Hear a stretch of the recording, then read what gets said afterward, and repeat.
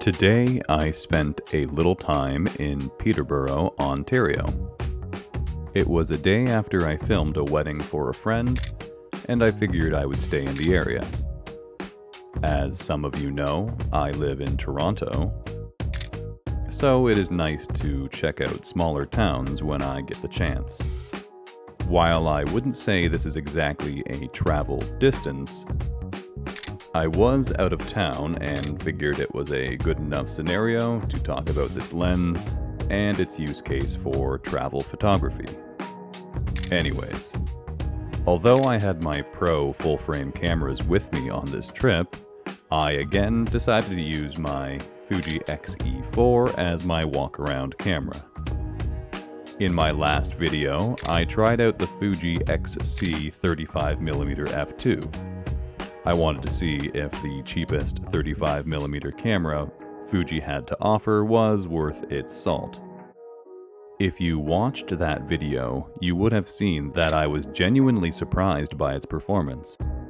Not only is 35mm my favorite focal length on both full frame and APS-C, I also happen to own several of them already. Since my last video was such a joy, I wanted to see if this 35mm lens would suit an entire walk around the city of Peterborough. It was a rainy morning and the skies were mostly overcast, so I wasn't worried about blowing them out.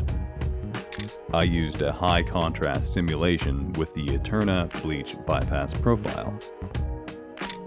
Photographing with a 35mm lens on an APS-C camera feels extraordinarily comfortable. Angles and shapes tend to look exactly as you see them naturally.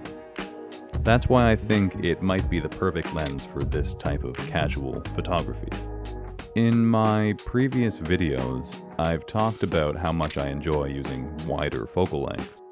This is because I love to consider composition as my main photography tool, at least for this type of photography. You're not always going to go on a walk when the lighting is best for photography, so you need to leverage the other elements in order to achieve an image that you like. The 50mm full-frame equivalent field of view is about as long as I like to see for casual photography. It still allows you to be inside the world of your photography. Since this lens is so light, it feels like it would be a shame to leave it behind whenever I go out.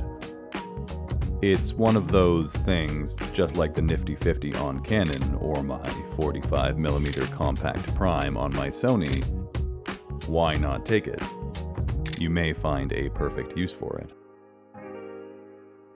Do I wish this lens had an aperture ring? I do. Am I going to trade up for the version with an aperture ring? I'm not so sure. I don't know if I would value it much more.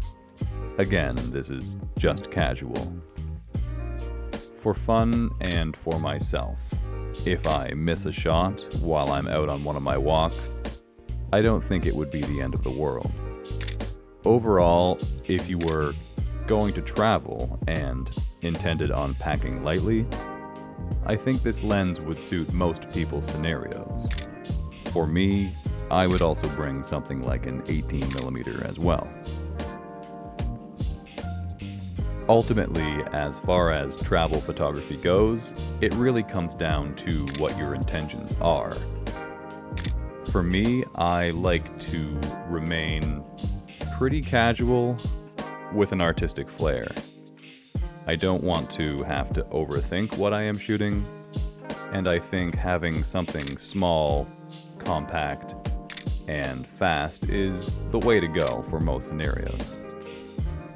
Let me know in the comments if you think I'm on the right track with this 35mm lens, or if you think it's garbage and deserves to be thrown out. If you enjoyed this video, please hit the like button and subscribe if you haven't already. Thanks for coming along, and until next time, adios.